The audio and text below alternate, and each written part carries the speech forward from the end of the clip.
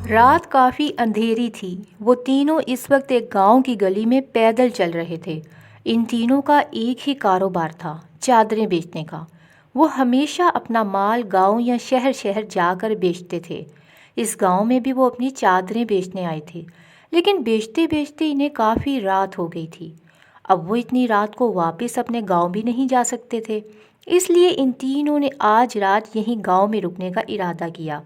ان تینوں میں سے ایک شخص بولا جس کا نام ذاکر تھا، ایک کام کرتے ہیں، ہم یہاں کسی سے مدد مانگتے ہیں، شاید کوئی ہماری مدد کر دے اور ہمیں ایک رات گزارنے کے لیے کوئی کمرہ دے دے۔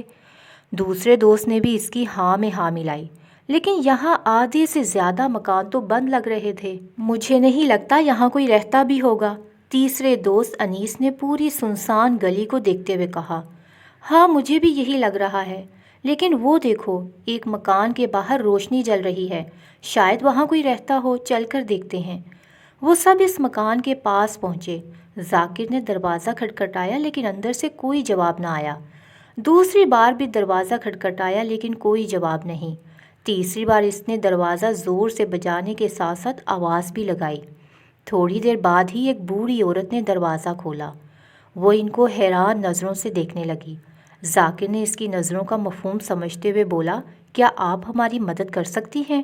ہمیں صرف آج کی رات آپ کے گھر میں رہنا ہے، کیونکہ ہم اپنے کاروبار کی وجہ سے یہاں آئے تھے، لیکن کافی وقت ہو گیا ہے اور رات بھی، اس لیے ہم نے یہیں گاؤں میں رکنے کا ارادہ کیا ہے۔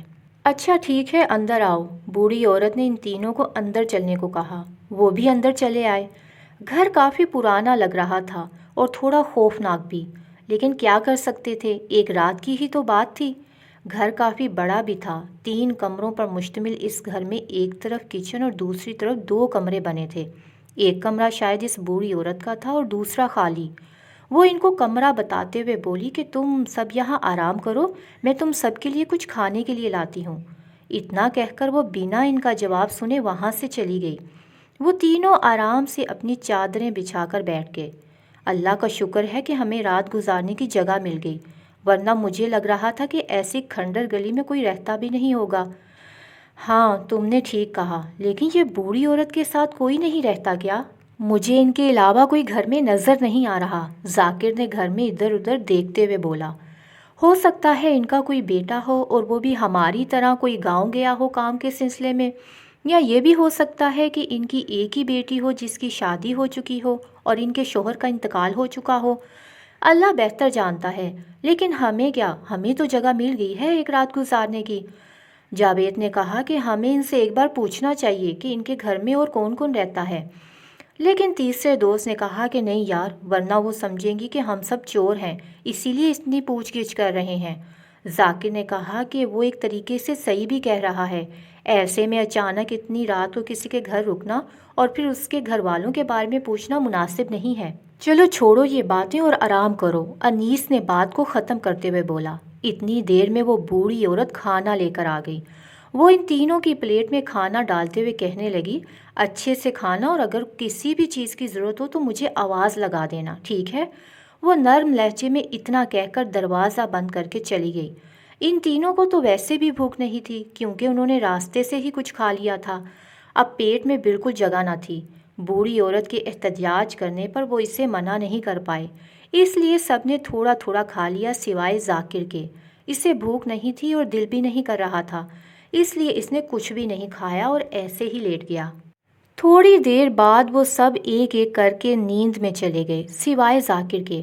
تھکا تو وہ بھی بہت تھا لیکن پتہ نہیں کیوں اسے نیند نہیں آ رہی تھی، شاید گھر سے دور تھے اس لیے یا کچھ خوفناک ہونے والا تھا۔ ابھی تھوڑی ہی دیر گزری تھی کہ اچانک دروازہ کھلنے کی آواز آئی۔ کمرے میں پہلے ہی اندھیرا تھا، صرف ایک موم بتی کی روشنی تھی۔ دروازے کی آواز پر ذاکر جو ابھی نیند میں گیا ہی تھا، اس کی آنکھ کھل گئی، لیکن وہ اپنی جگہ سے ہلا نہیں۔ اس نے ہلکی سی آنکھیں کھول کر دیکھا تو وہی بوڑھی عورت کھڑی تھی۔ اس نے سوچا شاید وہ کسی کام سے آئی ہو یا جو کھانے کے برتن پڑے ہیں وہ لینے آئی ہو، لیکن اس کا گھر ہے، اس کی مرضی، وہ جو بھی کام کرے، وہ کیوں اٹھ کر انہیں تکلیف سے دوچار کریں۔ اس لیے وہ ایسے ہی لیٹا رہا اور ہلکی سی مندھی آنکھوں سے وہ بوڑھی عورت کو دیکھنے لگا کہ وہ کیا کام کرنے آئی ہے۔ جب اس کی نظر بوڑھی عورت کے ہاتھ پر گئی تو وہ کچھ پکڑے ہوئے تھی۔ اسے لگا کوئی چیز رکھنے آئی ہے، لیکن تھوڑی دیر بعد اسے اپنے پیروں پر کچھ احساس ہوا۔ وہ تھوڑا گھبرا گیا لیکن وہ پھر بھی ہلا نہیں۔ جب وہ دروازہ بند کر کے چلی گئی تو وہ فوراً اٹھا اور اپنے پیر کو دیکھنے لگا۔ اس کے پیر پر کالا دھاگا بندھا ہوا تھا۔ وہ حیران ہوا کہ اس بوڑھی عورت نے ایسا کیوں کیا۔ پھر اس نے اپنے باقی دوستوں کے پیر دیکھے تو ان سب کے پیروں پر بھی وہی کالے دھاگے بندھے ہوئے تھے۔ اس نے جلدی سے اپنے دوستوں کو جگایا۔ ذاکر نے گھبرا کر ان کو ساری بات بتائی۔ وہ بھی خوف سے گھبرا گئے۔ ذاکر نے گھبرا کر تھوڑے آہستہ لہجے میں بولا، دیکھو، ہم سب میں سے کوئی آواز نہیں کرے گا۔ میں باہر جا کر دیکھتا ہوں آخر اس بوڑھی عورت نے ایسا کیوں کیا۔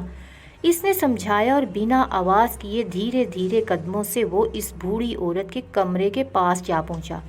پورا گھر لکڑیوں سے بنا ہوا تھا، اس لیے لکڑی کے دروازے میں سے کچھ نظر آ رہا تھا۔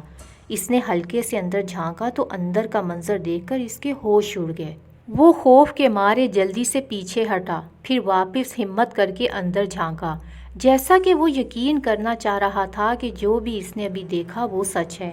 وہ بوڑھی عورت اپنے پورے بال کھولے زور زور سے ہل رہی تھی اور آس پاس کچھ چیزیں بھی رکھی ہوئی تھیں۔ وہ نیچے چہرہ کیے ہوئے کچھ پڑھ بھی رہی تھی۔ ساتھ ہی چولہا تھا جس پر بڑی سی کڑاہی چڑھا رکھی تھی۔ وہ گھبرا کر خوف کے مارے جلدی سے اپنے دوستوں کے پاس بھاگا۔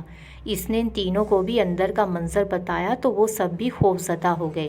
امجد کو تھوڑا بہت پتا تھا جو اس کی اماں نے اسے بتایا تھا۔ جہاں تک مجھے اماں نے بتایا تھا، کہیں ایسا تو نہیں کہ یہ بوڑھی عورت کوئی بدرو یا چڑیل یا ڈائن ہو۔ اس کی بات سن کر وہ سب ایک دوسرے کا چہرہ دیکھنے لگے۔ اگر سچ میں ایسا ہوا تو وہ تینوں کیسے بچیں گے، یہ سوچ کر ہی ان تینوں کے ہاتھ پیر ٹھنڈے ہونے لگے۔ لیکن یہ کالے دھاگے اس نے ہمارے پیروں میں کیوں باندھے ہیں؟ انیس نے گھبراتے ہوئے بولا۔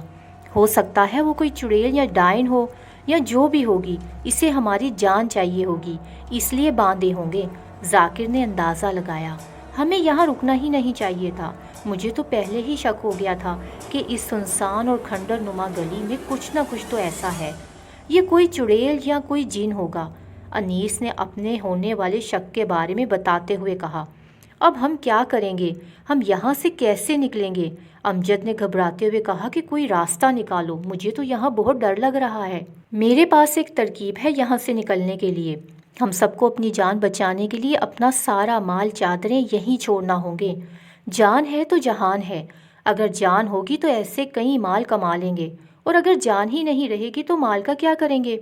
ٹھیک ہے، پھر ہم سب دھیرے دھیرے سے دروازے تک جاتے ہیں، وہاں دیکھتے ہیں۔ اگر دروازے پر تالا لگا ہوگا تو ہم کچھ نہیں کر پائیں گے، اور اگر دروازے پر کنڈی لگی ہوگی تو ہمیں وہاں سے سیدھا بھاگنا ہوگا، پیچھے پلٹ کر بھی نہیں دیکھنا۔ چلو، ذاکر نے ایک ترکیب سوچی تھی، وہ بتا دی۔ وہ تینوں آہستہ آہستہ دروازے کے پاس پہنچے تو دروازے کو صرف کنڈی لگی تھی۔ وہ تینوں بہت خوش ہوئے اور جلدی سے دروازے کو آہستہ سے کھول کر تیزی سے بھاگنے لگے، اتنی تیز کہ آس پاس کی کچھ خبر نہ تھی کہ وہ کہاں جا رہے ہیں۔ وہ تینوں بنا چپل کے ہی بھاگ رہے تھے۔ سچ کہتے ہیں کہ زندگی کے آگے کوئی چیز اہمیت نہیں رکھتی۔ ادھر بوڑھی عورت اپنا کالا عمل شروع کر چکی تھی۔ اسے لگ رہا تھا کہ تینوں کمرے میں گہری نیند سو رہے ہیں، کیونکہ اس نے ان تینوں کے کھانوں میں نیند کی دوائی ملا دی تھی۔ لیکن شاید اللہ نے ان کی زندگی بخشنی تھی، اس لیے ذاکر نے وہ کھانا نہیں کھایا تھا اور باقی سب نے بھی تھوڑا تھوڑا ہی کھایا تھا، اس لیے وہ تینوں بھی زیادہ گہری نیند نہیں سوئے تھے۔ وہ تینوں بھاگتے ہوئے ایک تبلے کے سامنے رک گئے۔ کافی اندھیرا تھا، ایسے میں کچھ صحیح سے نظر نہیں آ رہا تھا۔ وہ تینوں لمبی لمبی سانس لینے لگے۔ اب یہ کالے دھاگے کا کیا کریں؟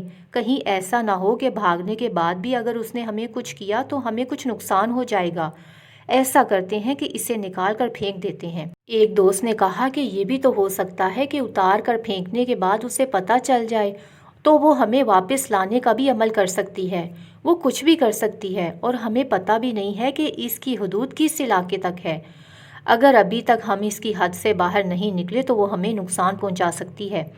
ذاکر نے کچھ سوچتے ہوئے تبلے کی طرف دیکھا۔ وہاں اسے 6-7 بھینسیں بندھی ہوئی دکھائی دیں۔ اس کے دماغ میں ایک ترکیب آئی۔ ہم سب ایسا کرتے ہیں کہ اپنے دھاگے ان سب بھینسوں کے پاؤں پر باندھ دیتے ہیں، اس سے ہمیں کوئی نقصان نہیں ہوگا۔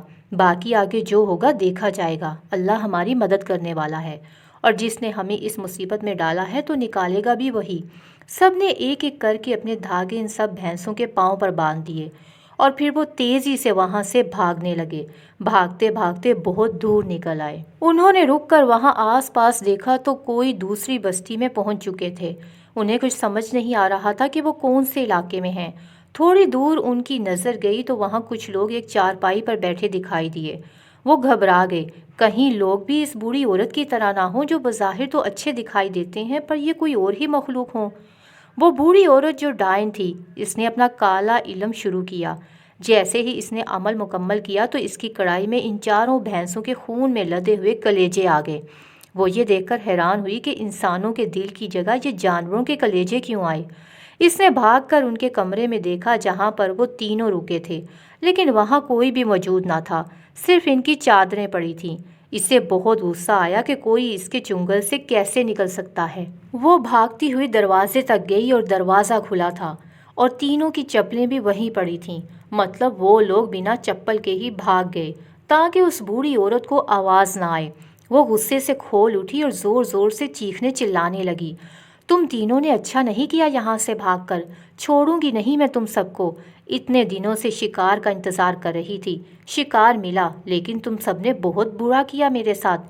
تینوں کے جوان کلیجے میں کچے کھاتی اور میں جوان ڈائن ہو جاتی۔ آج تک مجھ سے کوئی بچ کر نہیں گیا، تم لوگ کیسے بچ گئے؟ وہ گھبراتے ہوئے جب چارپائی پر بیٹھے لوگوں کے پاس پہنچے تو وہ لوگ بھی ڈر گئے۔ جب انہوں نے کینڈل کی روشنی میں ان تینوں کے چہرے پر روشنی ڈالی تو وہ آدمی دکھے۔ وہ ان تینوں سے پوچھنے لگے تو ذاکر نے سارا واقعہ ان سب کے گوش گزار کیا۔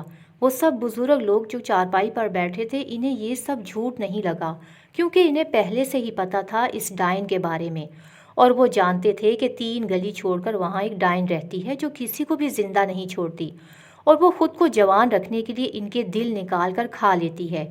ان سب میں سے ایک بہت ہی بزرگ آدمی بولا، اللہ کا شکر ہے کہ اس نے تمہاری جان بخش دی، ورنہ آج تک وہاں سے جو گزرتا ہے اگلے دن اس کی لاش ہی ملتی ہے۔ ان تینوں نے ان سب سے مدد مانگی اور کہا کہ وہ صبح ہوتے ہی یہاں سے چلے جائیں گے۔ تبھی وہ بزرگ آدمی بولا، ٹھیک ہے، میں تم سب کی تکلیف سمجھتا ہوں، تم سب میرے گھر چلو۔ بزرگ نے کہا کہ میرے گھر میں صرف میں اور میری بیوی ہی رہتے ہیں، میری بیٹی کی تو شادی ہو چکی ہے اور اس کے علاوہ گھر میں کوئی نہیں۔ صبح میں تم تینوں کو خود بس اسٹیشن چھوڑ آؤں گا۔ آپ کا بہت بہت شکریہ، ہمیں بالکل اندازہ نہیں تھا کہ وہاں کوئی ڈائن وغیرہ رہتی ہے، ورنہ ہم کبھی وہاں نہ جاتے۔ شاید اللہ کو ہماری کوئی نیکی پسند آ گئی ہے جس کے بدلے اس نے ہم تینوں کی جان بچا دی۔ ذاکر نے سچے دل سے بولا۔ پھر وہ سب اس بزرگ آدمی کے ساتھ اس کے گھر چلے گئے۔ اس بزرگ آدمی کی بیوی نے ان کا اچھے سے استقبال کیا اور سارا واقعہ سنا، ساتھ ہی ان تینوں کو ہمت بھی دی کہ گھبرانے کی ضرورت نہیں ہے، اب تم سب اس کی حدود سے نکل چکے ہو، اس پوری گلی میں اس کی حد ہے، اس کے بعد وہ آگے نہیں بڑھ سکتی، تم تینوں اب محفوظ ہو۔ ٹھیک ہے بیٹا، پھر تم سب آرام کرو، اور ہاں اگلی دفعہ یاد رکھنا، آئندہ کبھی اس گاؤں میں آنا ہو تو یہ علاقہ اور اس گلی کو بالکل مت بھولنا، اور بھول کر بھی وہاں مت جانا۔ وہ انہیں سمجھانے کے ساتھ ساتھ آنے والے مستقبل سے بھی آگاہ کر رہے تھے۔ ان تینوں کو رات بھر نیند نہیں آئی جب سے انہیں پتہ چلا کہ وہ بوڑھی عورت ڈائن ہے۔